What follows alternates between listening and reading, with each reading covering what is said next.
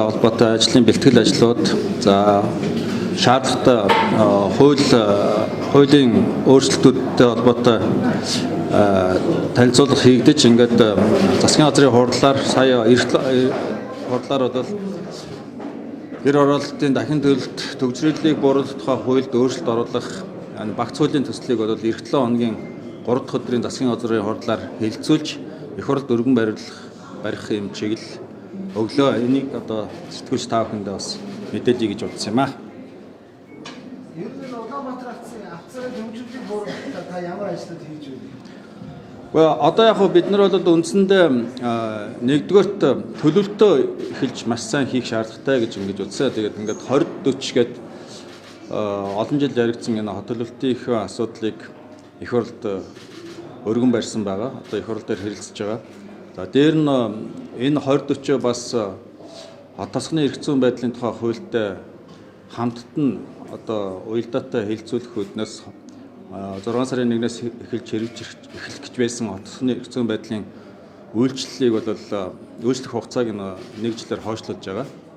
За ингээд энэ төлөвлөлтүүдэд эхэлж маш сайн уялдаатай хууль ном бүх одоо тал талаас нь уялдаатай сайн хийж авах юм бол дараагийн одоо хөрөнгө оруулалтын асуудлууд, зураг төсвийн асуудлууд яригдж авах юм боломжтой болох юм а гэж ингэж бодож байгаа. За өөр асуух зүйл байна уу? Одоо ингээд сайдаа та чи төгжил бууруулах хэрэгтэй бүхний сайд шүү дээ. Одоо ингээд 3 сар амрын шүү дээ. Зуны амралтад ирлээ. Ахаад наамар 8 сарын 29 сар гээд эхлэх чинь бүх юм яг жилийн өмнө бахиулгаар байх байхгүй юу? Ямар нэг юм бодлогын ажлууд юм хийх юм уу? Энэ зам хүчтэй зам маань байдаг. За одоо туулын хурдны зам ингээд энэ 19-нд нээж байгаа. Хурдны замын тендерийн нээлт нь бол 19-нд 6 сарын 19-нд нээж байгаа. Энэ ажил одоо янз бүрийн гацаа саад гарахгүй бол 22 сарын хугацаанд хийгдэх байгаа. Энэ зам бодод энэ туулын хурдны замын барилгын ажил бол нэлээд сайн явчихна гэж ингэж бодож байгаа. За мэдээж төгжрөл бууруулах асуудал бол нэг зуны дотор хийгдэх асуудал биш ээ гэдгийг одоо бүгд ойлгож байгаа. Энэ туулын хурдны зам, за тойрог зам хоёр хийгдэх юм бол бидний гаргасан одоо урьдчилсан тооцоололоор симуляц хийж үзэж байгаа. Тэрүүгээр бол 50 хүртэл хойр буурахаар байна гэж ингэж тооцоо гарч байгаа. Тийм учраас энэ хоёр ажлаа энэ хоёр том төслийг бол хэрхэн хурдан хугацаанд хийх вэ гэдэг дээр засгийн газар одоо байнга анхаарч ингэж явж байгаа. Шуурхай штаб дээр хоёр төслийг хоёулангийн удаа дараалан гэж ярилцаж шийдвэр гаргаад явж байна гэдгийг хэлмээр. За.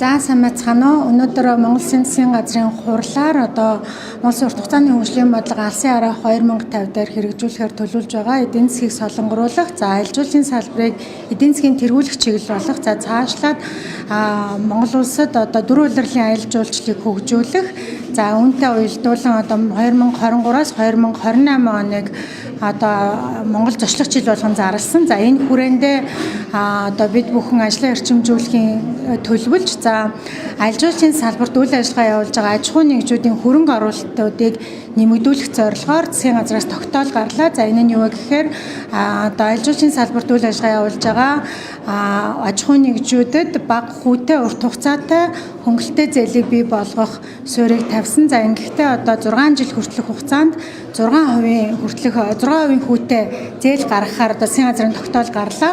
За Монгол Улсын засгийн газраас олон улсын одоо томоохон аялал жуулчлалын салбарт зөвлөгөө үйлчлэгээ өгдөг Boston Consulting Group-тэй өнгөрсөн жилийн хугацаанд хамтарч ажиллаж одоо Монгол Улсын аялал жуулчлалын нөхцөл байдал, за хэрхэн аялал жуулчлалыг хөгжүүлэх шаардлагатай вэ гэдэг энэхүү судалгаа гаргаж 2030 он хүртэлх стратеги тодорхойлсон. За ингэхдээ бид 2030 он гэхэд нийтдээ 2 сая жуулчин хүлээж авахар зорилт тавьж байгаа. За ингэснээр Монгол Улсын дотоодын нийт бүтээгдэхүүний ойролцоогоор 10 орчим хувийг аялал жуулчлалын салбараас бүрдүүлэх, за цаашлаад одоо эрчимтэй хөгжиж байгаа олон улсын энэ зах зээлийг Монголд илүү төвлөрүүлэх боломжийг бий болгоно гэж харсан. За ингийн тулд хамгийн гол зүйл юу байгаа гэхээр буцаагаад энэ салбарт хөрөнгө оруулах шаардлагатай гэж үзэж байгаа. Энэхүү хөрөнгө оруулалт нь ойролцоогоор 11 орчим их найд төврийн хөрөнгө оруулалт шаардлагатай гэж үзсэн. За энийг хийж хэрэгжүүлэхдээ төрийн зүгээс бол томоохон дэд бүтэц, за нислэгийн тоог нэмэгдүүлэх, за одоо хот хоорондын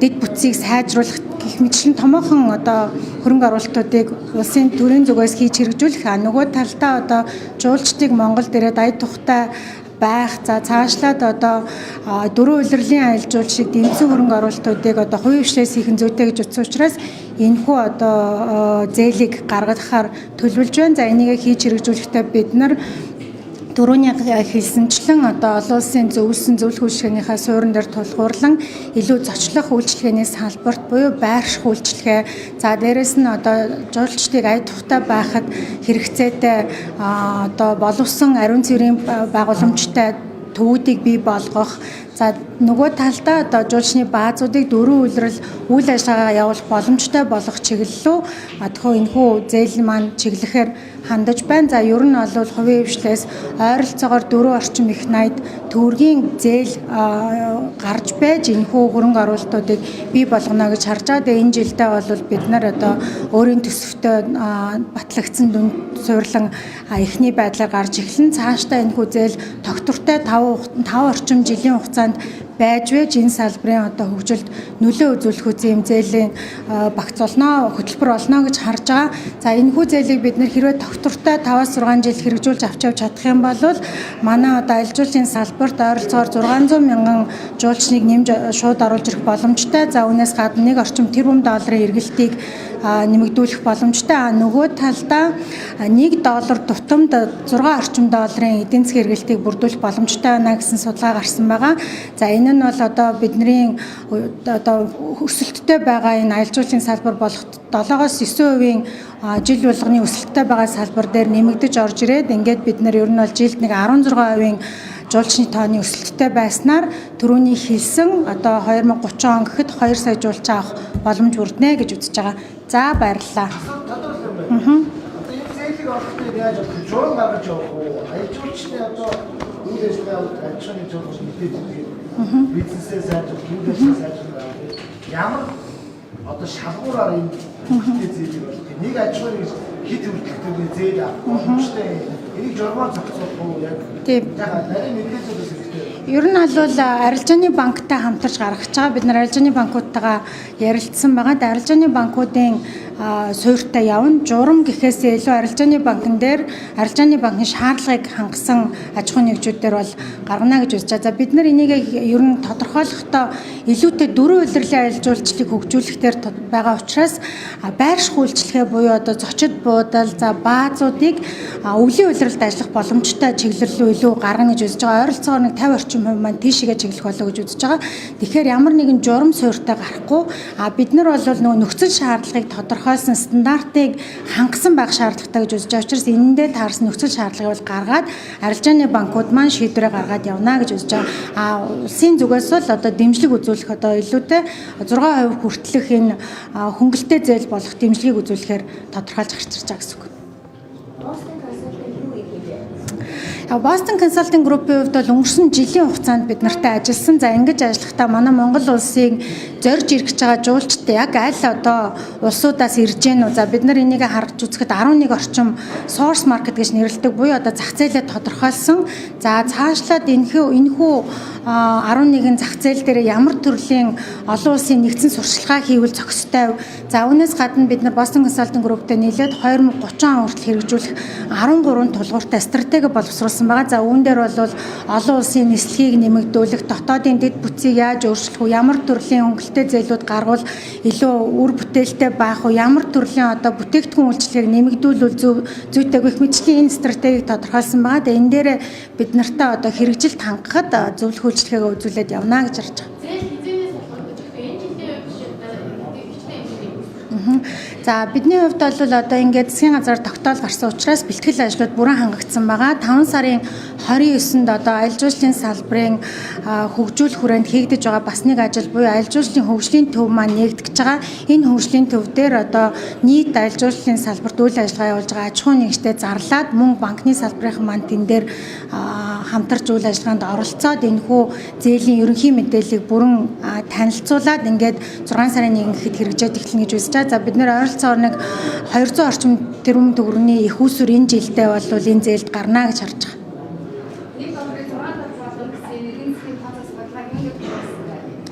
Одоо олон улсын зах зээл дээр бол аялал жуулчлалын салбар хамгийн хурдтай өгж байгаа салбаруудын нэг байна. Бусад салбаруудтай харьцуулахад 2 дахин хурдан өсөж байна. За дээрэс нь одоо соёлын аялал жуулчлал бол хамгийн хурдтай өгж байгаа байна. За үүнээс гадна байгалийн аялал жуулчлал дээр суурилсан одоо адал явдалт, эко аялал жуулчлал илүү сайн хөгжиж байна гэж. Тийм учраас бид нар дараагийн жилүүдэд Монгол улсад эрх жуулчлалын товд эрс нэмэгдэнэ гэж харж байгаа.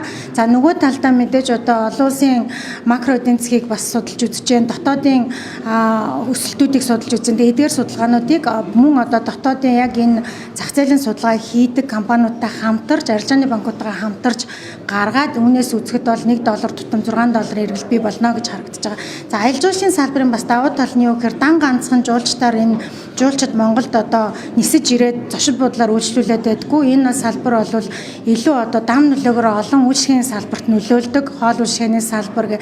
За үүнээс гадна орон нутгийн иргэдэд шууд одоо эдийн засгийн эргэлтийг бий болгох, тогтвортой байдлыг бий болгох боломжтой. Тэгэхээр жижиг дунд үйлдвэрлэлийг дэмжих боломжтой гэж үзэж байгаа учраас энэ тооцоол гарсан байна.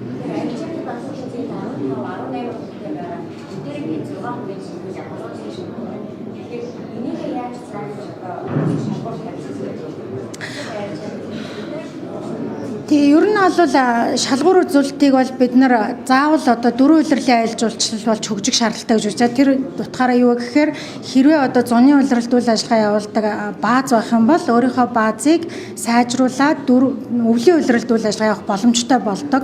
За нөгөө талдаа одоо ариун цэврийн стандарт хангасан, за үүнээс гадна одоо олон улсын стандарт хангасан байх шаардлагууд бол ингээд тавигдж байгаа энэ нөхцөл шаардлага дээр яг банкны зээлийн хувьд бол арилжааны банкны суурь зарчмуудыг шаардлагыг хангасан байх шаардлагатай гэж үзэж байгаа. Ер нь бидний хувьд болохоор аялал жуулчлалын салбар маань өнөөдөр хэдийгээр өнгөрсөн жилдээ харьцуулахад одоо 2019 онтой харьцуулахад 40% өсөлттэй байгаа буюу 808 мянган жуулчин хүлээгээд авсан байгаа ч энэ маань дийлэнх нь одоо зуны улиралд буюу маш богино хугацаанд ирдэг. Тэгэхээр бид нар аялал жуулчлалын тоог нэмэгдүүлж тогтвортой аялал жуулчлалыг хөгжүүлэх, нөгөө талдаа аялал жуулчлалын хүний нөөцийн чадхыг сайжруулна гэвэл бид нар аялал жуулчлалынхаа одоо хугацааг уртсах буюу 4 улирлын аялал жуулчлал болгож иж энэ одоо салбар маань тогтвортой хөгжих байна гэж үзэж байгаа учраас энэ бол гол шалгуур нь болно гэж үзэж байгаа. За баярлалаа.